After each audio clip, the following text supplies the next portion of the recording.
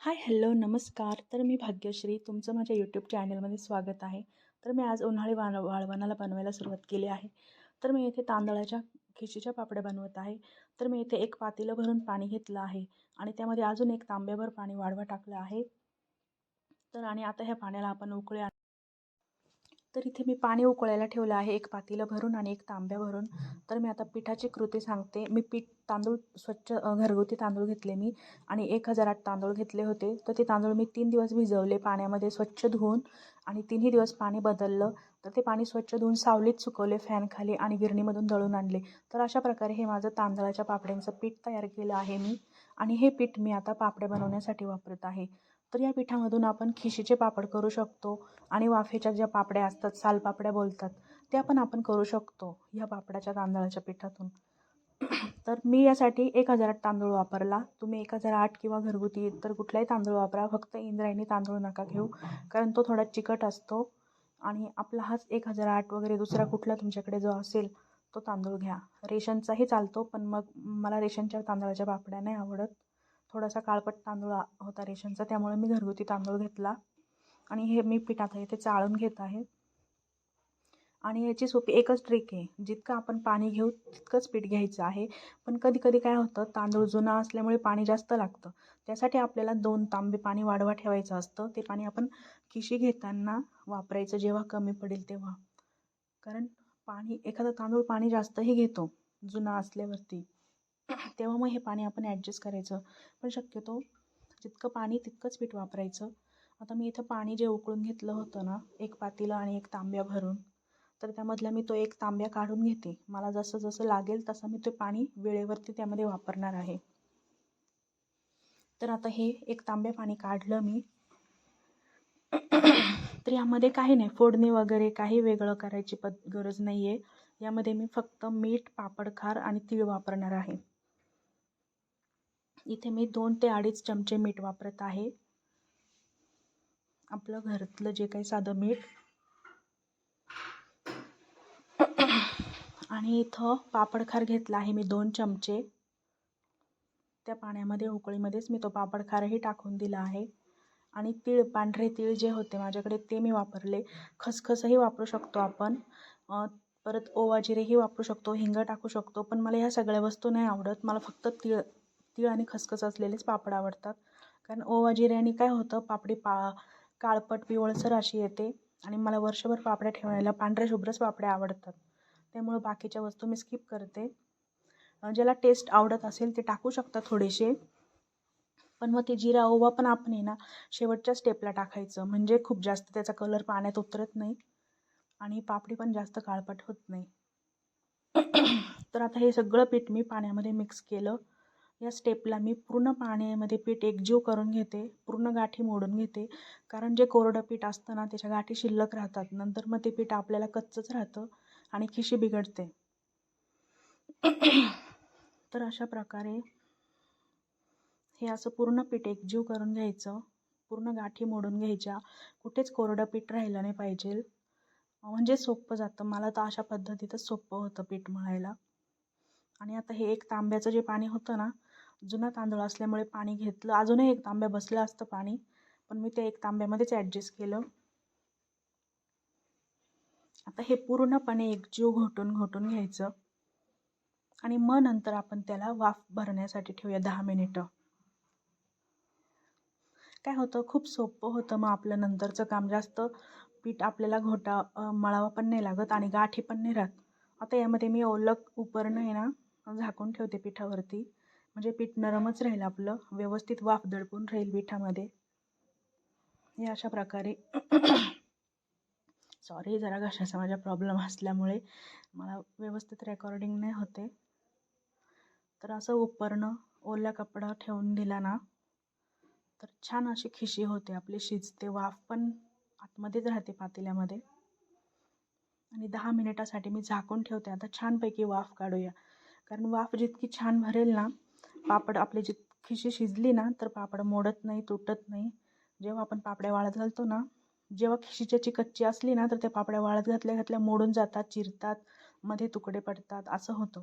त्यासाठी खिशी व्यवस्थित शिजवायची, कच्ची नाही राहू द्यायची.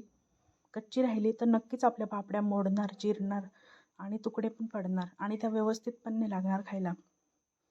त्यासाठी फक्त इथं व्यवस्थित काळजी घ्यायची आणि जितकं आपल्याला पाहिजे तितकं आपण कॅरीबॅगमध्ये पीठ मळून घ्यायचं. कारण नंतर थंड झाल्यावरती पापडी पसरत नाही मशीनवरती.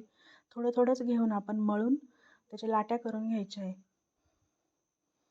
थोडं थोडं मळलं ना तर आपण जितकं पीठ लागेल तितकंच मळून त्याच्या लाट्या संपवायच्या.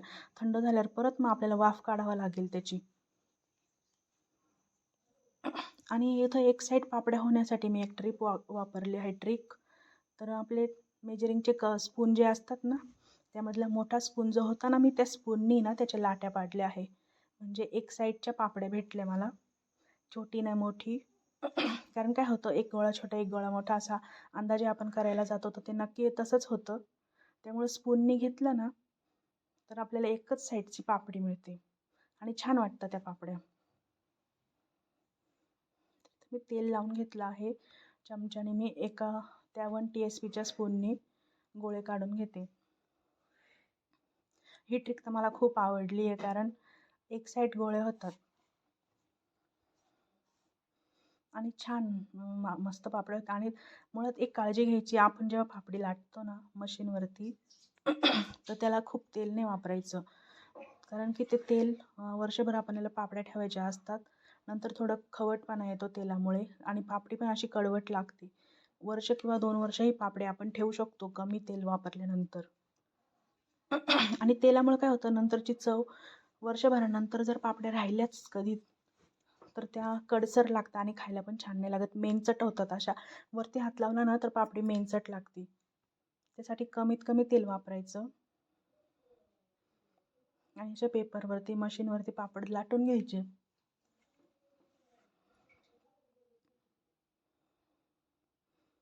खूप छोट्या छोट्या ट्रिक्स आहे. अजूनही काही लोक तर जो डिंक असतो आपला खाण्याचा डिंक लाडूमध्ये वापरतात, त्याचंही ते डिंकाचे खडे पाण्यामध्ये विरघळवून ते पाणी वापरतात असं पापडी लाटायला, चिटकू नये म्हणून. पण मी नाही वापरलं ते, कारण त्यामुळे तेल लावायची गरज नाही पडत कागदाला.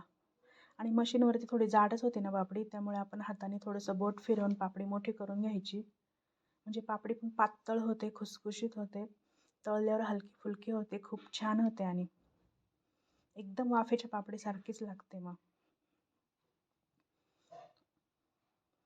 अशा प्रकारे आम्ही ह्या पापड्या बनवल्या आहे. माझ्या चॅनलला सबस्क्राईब करा, लाईक करा, कमेंट करा आणि शेअर करा. आणि काही चुकतही असेल माझ्या व्हिडिओमधून तर मला सांगा, सजेशन द्या. मी माझा व्हिडिओ बेटर करण्याचा प्रयत्न करील. काही चुकत असेल व्हॉईस ओव्हरमध्ये किंवा व्हिडिओ शूटिंग एडिटिंगमध्ये तर ते पण सांगा नक्कीच.